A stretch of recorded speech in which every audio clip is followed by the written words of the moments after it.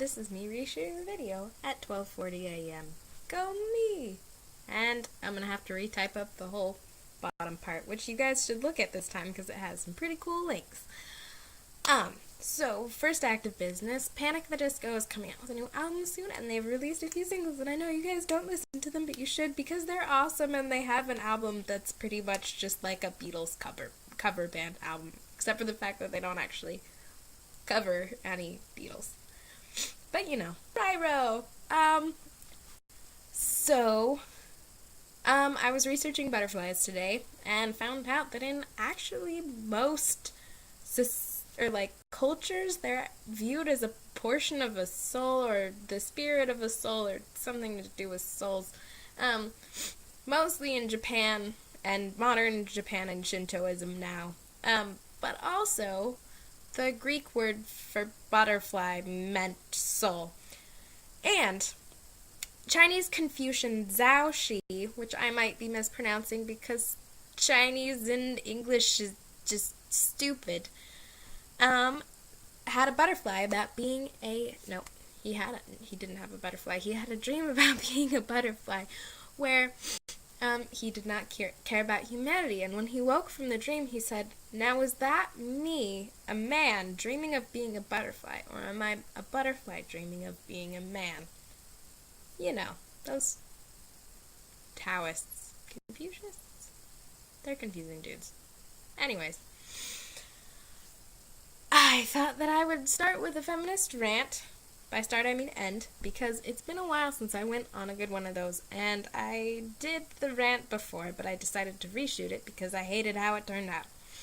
So, we're going to talk about slut-shaming, because my mom and I were walking down the farmer's market and saw a picture of the Sounders girls who wear very revealing clothes, and turned to me and said, "Look at those sluts."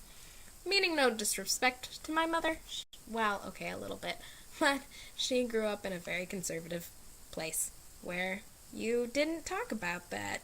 And now that she can, she kind of goes overboard sometimes. That's just her. Maybe I'm oversharing. Probably yes. Anyways, so I was going to talk about slut-shaming. So before, my stance on slut-shaming was, we don't have a word to shame guys. And if we did, we wouldn't shame guys as much as we shame girls, because it's just kind of in our society. Because Puritans and virginity and fuck that. So, but my stance has kind of changed, because even if we did shame guys as much as we shame girls, we'd still be shaming people for the amount of sex that we're having. But not even that. Most of slut-shaming is not how much sex you're having, but how you are having yourself appear to others, which is really not fair. And it is very true that how we dress affects how people think of us. But still, you know, some women really like to show off all of their body parts. And it's like a cool thing for them because they're like, look how hot I am. I work really hard to keep this body fit. Or, you know, I just really like showing off my body because I'm a woman and I got one, I guess. How to have a bikini body. Put a bikini on your body. So, this is just a stupid thing because we are judging people and assuming how much sex they're having by how they appear.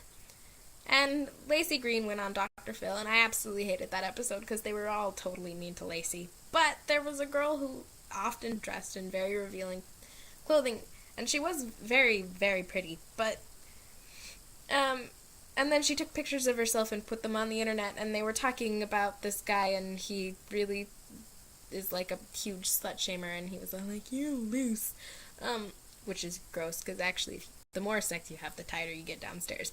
But that wasn't really the point.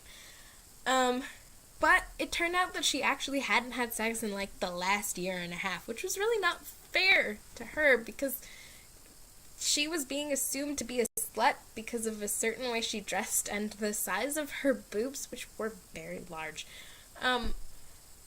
rather than actually how much sex she was having. And even if she was having a lot of sex, why do you care? Really? Only partners of somebody who's having a lot of sex should care, because although I don't want to shame anybody, and if you want to have a lot of sex, go ahead, but it's really actually hard to be safe with a lot of partners, and only like 25% of condoms are actually put on correctly, if that. So, yeah. Also, you're supposed to use 3 kinds of birth control, and most people don't. So, spread the word. Get an IUD or whatever they're called. Stupid dyslexicness is it?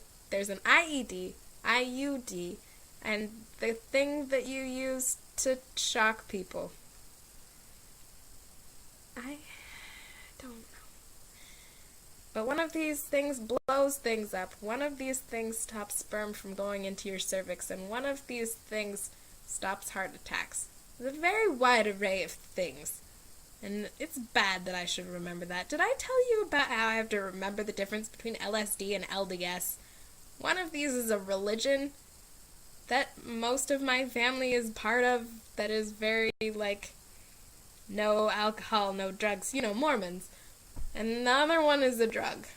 Or a Beatles song, Okay, well, I'm officially over, so I'm gonna say good night and to be continued.